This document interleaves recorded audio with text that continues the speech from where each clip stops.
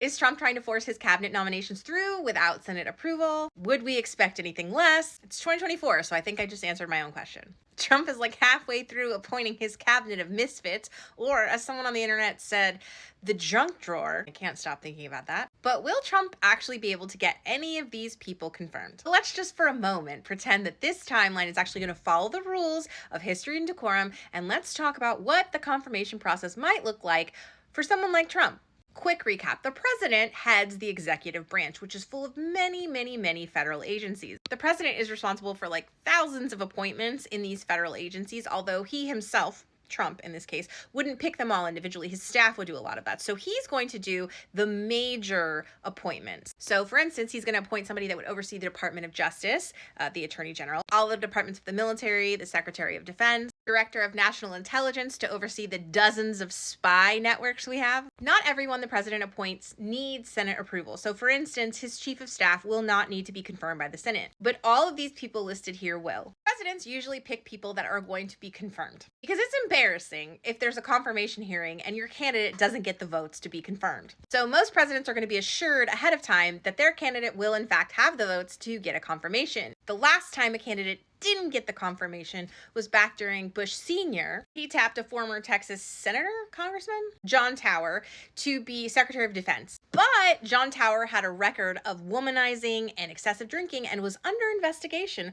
by the FBI. And back then, people didn't like that. The problem for Trump is that a large part of his cabinet is super problematic. First, you have Matt Gaetz, who was tapped to be Attorney General, and he had an investigation on him opened by the House Ethics Committee. And the only reason that the report hasn't been released is because Matt Gaetz resigned to go do the Attorney General job that he thinks he's going to get. He is so disliked by his fellow colleagues in Congress. His colleagues even outed him on the news last year. They said that Matt Gaetz bragged about taking ED medicine and then chasing them with energy drinks so that he could go all night with these underage girls. Then you have Tulsi Gabbard, who Mitt Romney called out for parroting Russia propaganda and saying treasonous lies that would ultimately get people killed. And she's been tapped as the Director of National Intelligence. Even Republicans are squeamish about that. And then there's the guy that was tapped to be Health and Human Services Secretary. He wants to stop funding vaccine research and also wants to take away all your Adderall.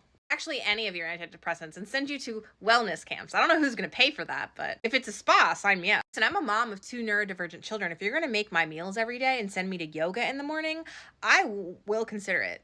None of those are actually disqualifying points necessarily for the Republicans, but RFK Jr. is pro-abortion rights somehow. Okay, so now we know that there are several picks in Trump's cabinet that people, even Republicans, aren't super fond of and might not get confirmed. How does Trump avoid this? Well, there's something called recess appointments. And that means if the Senate goes into recess for at least 10 days, then the cabinet positions selected by the president stand. It was a clause in the Constitution that was put in back when Congress would take several months off because there wasn't enough business to meet every day. And these people had business back in their homes and their farms with the people that they owned.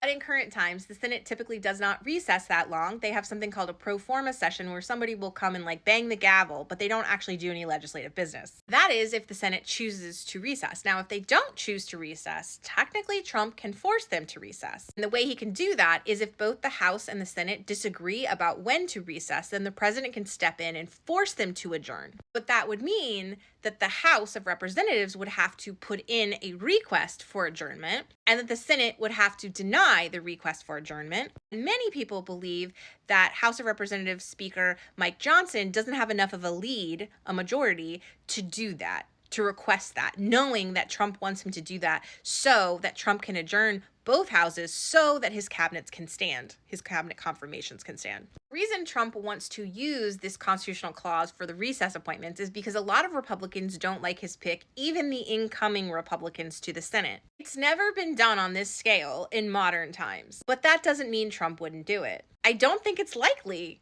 but I can't sit here in good faith and tell you that he would never try it. The good news is if the president decides to use the recess clause and bypass the Senate to get all of his cabinet members into their positions without Senate confirmation, they don't stay there forever. They're only approved for a year. And then we got to do this whole thing again. I'm not sure how it gets worse when your attorney general is under investigation for sex trafficking and illicit drug use, or your energy guy is a fossil fuel exec.